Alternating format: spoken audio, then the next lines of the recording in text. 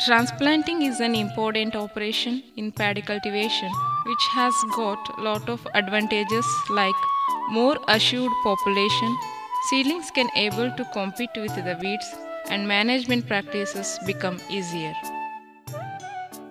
Traditional method of transplanting by hand is a labor-intensive operation, consumes 33% of total labor required in rice production. Hence, farmers slowly switching over to machine transplanting.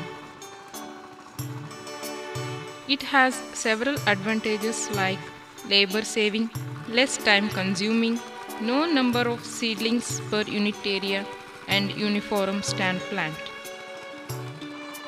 Mat type of seedling transplanter consists of a reciprocating tray, ground wheel, a planting unit, and a small engine as a power unit.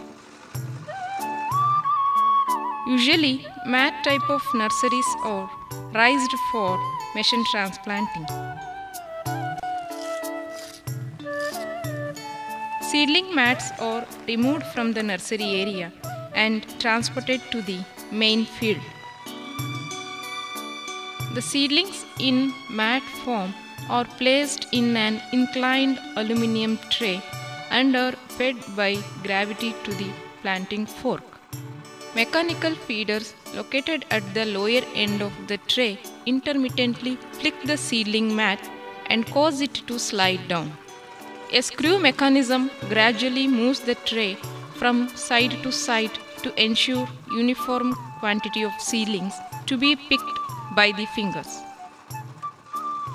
Transplanting with machine helps in line transplanting of the seedling and covers 8 rows at a time, which helps in achieving the required plant population per unit area and makes weeding and intercultural operation easy.